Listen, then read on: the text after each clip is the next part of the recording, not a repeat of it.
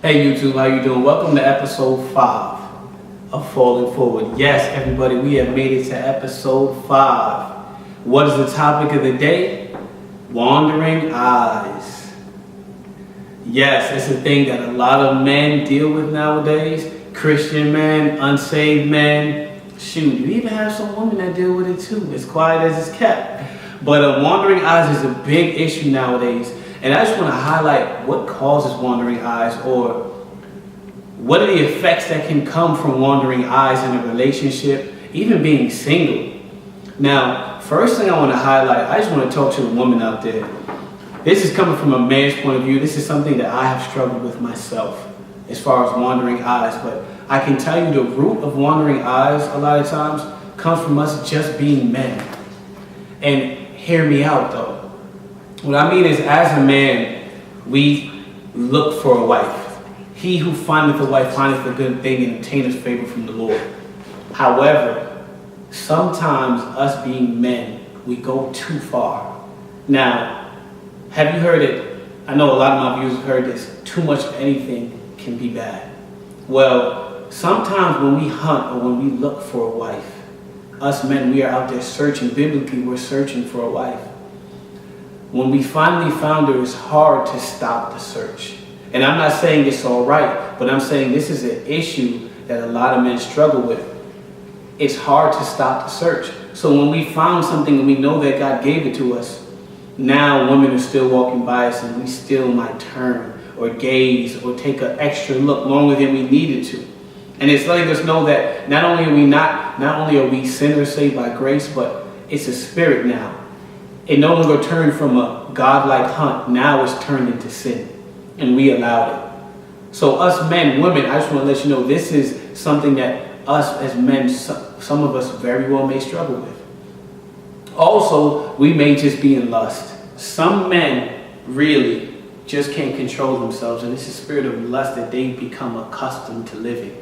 They are never satisfied. So when you get a woman, or when they finally commit into a relationship, they never really committed. So they're constantly looking for something better and never fulfilled from it, which is why when a woman walks by, they're constantly turning their eyes. Or they're constantly looking because that may be better. Or they have a feeling of inadequacy, as if the woman that they have is inadequate toward them. So a lot of times, some men just feel inadequate with themselves. So they're constantly looking for the next thing to have them fulfill their manliness or fulfill their manhood. And that's a lot of struggle that a lot of men deal with as far as just being a man and being accepted with themselves. So this is just some of the things that come from wandering eyes. You know, it's lust, and also, honestly, it's perversion too. Some men don't even want to taste it. They don't want a part of it, but they just want to look. And it's just comes from a perverse spirit, just the mindset that they're thinking. Some men actually fantasize about other women, but would never take the step. But that's how some men get satisfaction. So these are some of the things that cause wandering eyes, or some of the reasons why men struggle with wandering eyes, and women as well. But a solution to fight wandering eyes, I can tell you, first of all, if you're in a relationship or you have a spouse, look at your spouse as the greatest thing ever. Go home, be alone with them. See them as the beauty that you have. Because if you realize that you have beauty in front of you, you're less likely to turn and look at something else. If you don't see them as an apple of your eye, then you're wasting your time. Go and build that. View them as that. Encourage them. See them the way the Lord sees them, and not the way you view them. But if you can see them through the eyes of Christ, they will be the best thing that ever happened to you. Also, some other solutions that can help you with wandering eyes is seek the Lord on it. Definitely press Him with Christ. Pray that God gives you eyes only for your spouse.